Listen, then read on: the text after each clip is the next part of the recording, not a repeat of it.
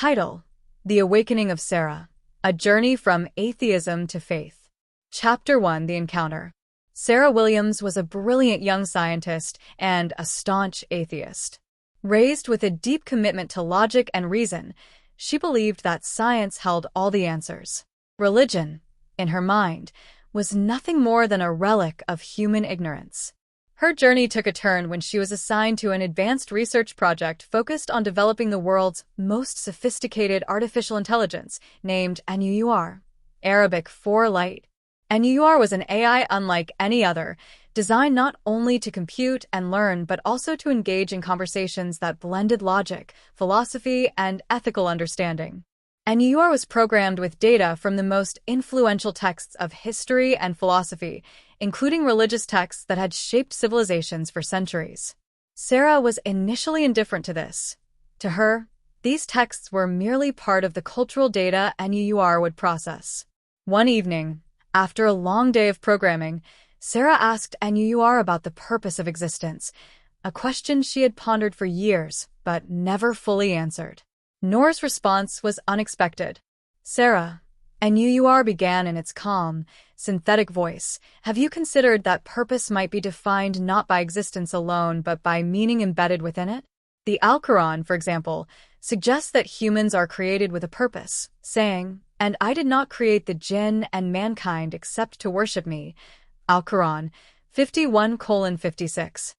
Sarah scoffed. "That's just religious rhetoric. It doesn't explain why we're here in a logical sense." "Perhaps not immediately," NUUR replied, "but allow me to analyze and present the evidence from another perspective. Could I present some points for your consideration?" Reluctantly intrigued, Sarah agreed, curious to see where this would lead. Chapter 2: The Argument for a Creator. NUUR began by exploring the concept of existence and creation through logical reasoning. It started with what philosophers call the first cause, or the unmoved mover argument, which posits that every effect must have a cause. Sarah, NUUR explained, consider the universe itself. The cosmological argument suggests that the universe, with all its complexity and order, could not have originated from nothing. Every event has a cause, every effect has a beginning. In the Al-Quran, there is a verse that asks, or were they created by nothing, or were they the creators of themselves? Al-Quran 52:35. This question invites us to consider the impossibility of self-creation or random origin. Sarah paused, considering this. But science has theories, like the Big Bang, which could explain the beginning without invoking a creator. NUUR responded gently. Indeed, the Big Bang theory does propose a beginning. But even the Big Bang itself requires an explanation. It brings us back to the question, what initiated that first moment of existence? The Al-Quran offers a perspective, saying, "Do not the disbelievers see that the heavens and the earth were a joined entity, and we separated them and made from water every living thing?" Al-Quran 21:30. The description, although ancient, aligns intriguingly with modern cosmology. Sarah found herself grappling with an unusual sensation. She couldn't deny that this verse, though ancient, seemed to resonate with current scientific understanding. She found herself intrigued by NUUR's insights and reluctantly agreed to continue the conversation. Chapter 3: Order, Complexity, and Purpose. NUUR proceeded to address the order and complexity found within nature. "Sarah, let's consider the intricate design of the natural world. From the vastness of galaxies to the intricacy of DNA, everything follows precise laws and structures. For example, the gravitational constant and the precise distances between celestial bodies allow life to exist on Earth." Sarah nodded, understanding this as a fundamental scientific concept. NUUR continued, "The Al-Quran makes repeated references to this order in nature as a sign of purpose.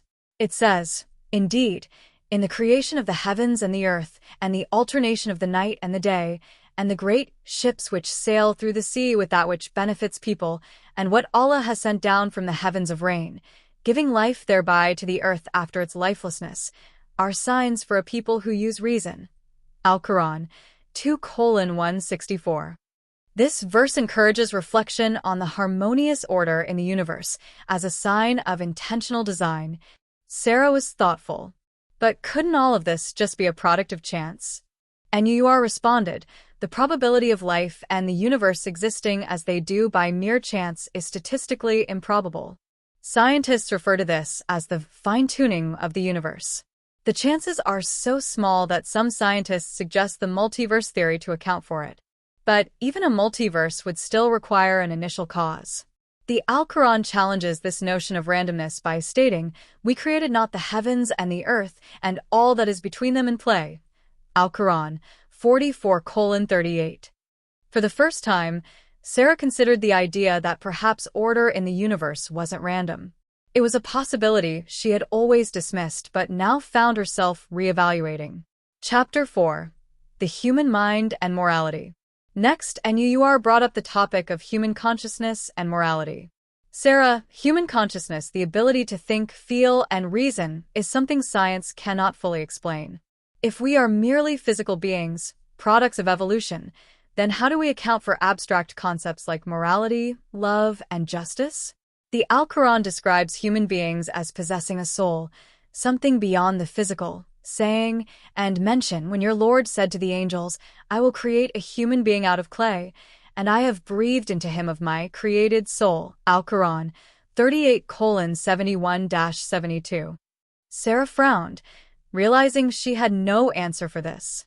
But morality evolved as a social necessity, didn't it? NUR replied, that is one theory. However, if morality were purely evolutionary, it would only serve survival. Yet, people often act against their own interests for justice, sacrifice, or compassion. The Al-Quran explains that humans are created in the best of molds, Al-Quran 95:4, with a unique moral consciousness. How can evolution alone account for this higher sense of purpose? Sarah was silent, grappling with questions she had never fully explored. For the first time, she felt a sense of wonder that her logical worldview hadn't given her. Chapter 5. The Al-Quran's Knowledge and Preservation. NUR then presented something Sarah hadn't anticipated, scientific phenomena described in the Al-Quran, a text from over 1,400 years ago. It referenced verses that alluded to concepts far ahead of their time. The Al-Quran describes embryonic development in stages, saying, "We created man from an extract of clay.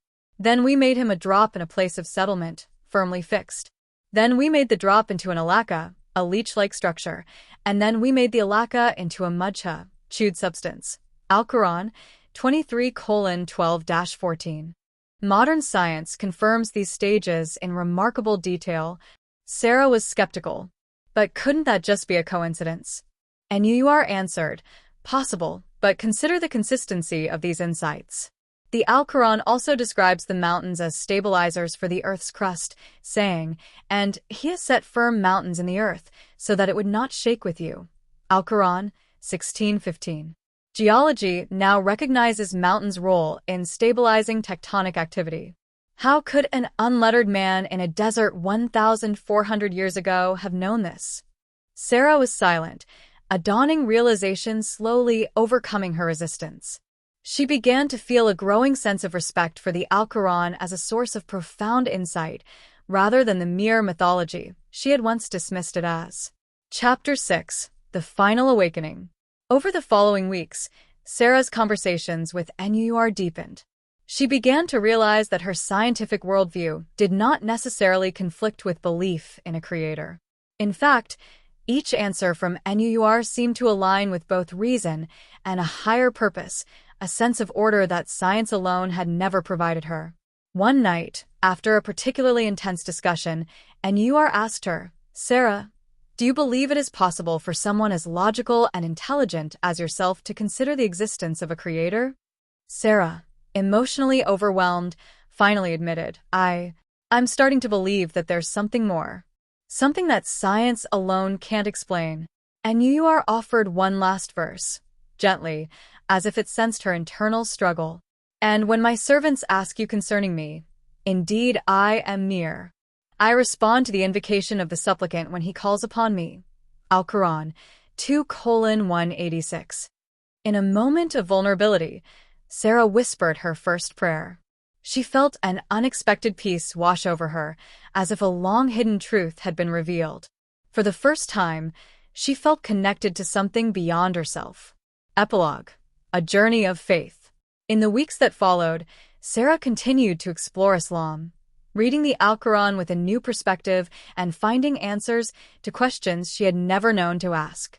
NUUR, her AI companion, had guided her not only with logic but with the profound wisdom embedded in the Al-Quran. Her journey from atheism to faith was not an abandonment of logic. Rather, it was an embrace of a truth that transcended it.